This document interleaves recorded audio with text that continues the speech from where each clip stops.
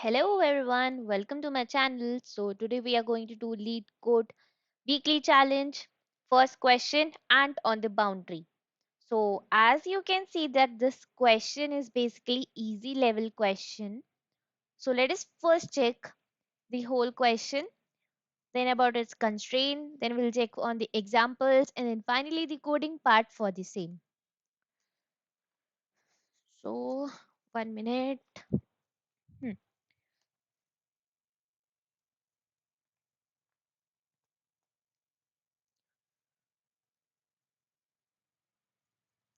So here an ant is on boundary.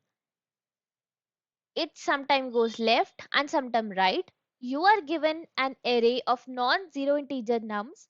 The ant start reading nums from the first element of it to its end. At each step, it moves according to the value of the current element. If nums of I is less than 0, it moves left by minus of nums of I units. If nums of I is greater than 0, it moves right by nums of I units. Return the number of times the ant returns to boundary. There is infinite space on both sides of the boundary. We check whether ant is on the boundary only after it has moved modulo of basically absolute value of nums of I units. In other words, if the ant crosses the boundary during its movement, it does not ये कहाँ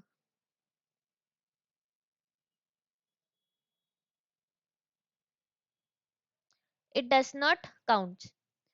So now let us check for the constraints which are given. So here the constraints are that as you can clearly see that constraints are pretty much low, that there would be only 100 numbers and value would be minus 10 to 10 only, and nums of I is never equals to 0. Now here in the first example which is given 2, 3 and minus 5. So basically this 2, 3 minus 5, the way it is that this 2 means 1 minute. Okay, so 2, 3 and somewhere minus 5. So now the boundary, whatever the boundary is, so see this is the bound means basically this is the point after which it will start or before which it will go. So at this point means let this be at 0, right, in the starting point, and from that starting point it will be going towards 2 because here the value is 2. Then it will add up 3 because here you can see the value is 3. So when we add up 3, so it will be going at 5, right? So now when we check, now it comes to minus 5. So when it comes to minus 5 at this particular point, now it will be moving in this direction and 5 units here. So it will reach back to its initial point. Means when it will be going in this direction as because of minus 5, so it will reach this. Until this, all the elements are already exhausted. Until now, we can check that it has reached the boundary only one time. So that's why we are returning 1 as the answer. Then if we come to this particular, now 0 the starting point, so first is 3. So now first it moves at 3, then it moves to 2, that is it is at 5, then it moves to minus 3. When it moves to minus 3, that is it will reach at 2. Here it is minus 3 movement, and then it goes minus 4. So when it goes for minus 4, then it will cross the boundary and it will reach at minus 2 point.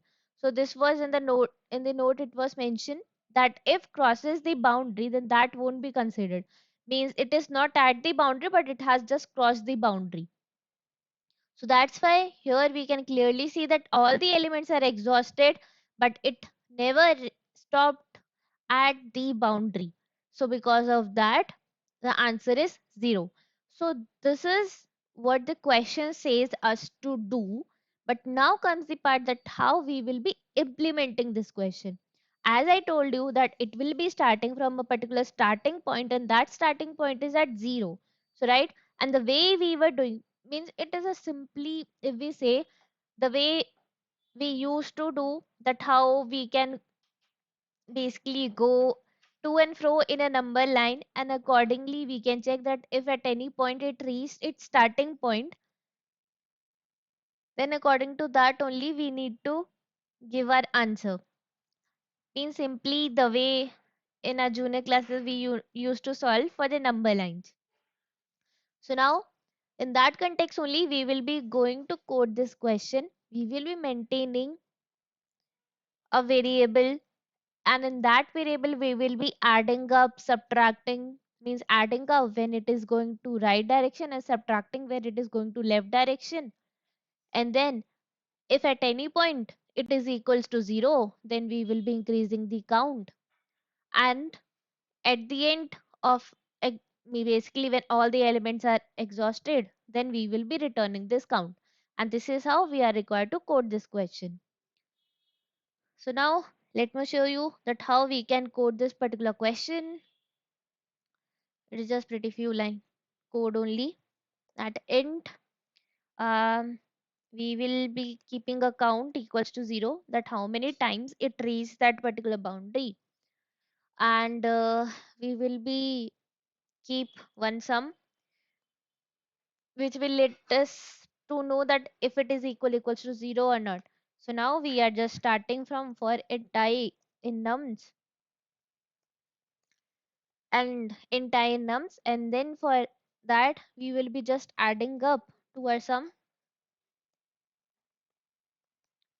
If at any point our sum becomes equals to 0, then we will be increasing the count, and then at the end we will be returning the count.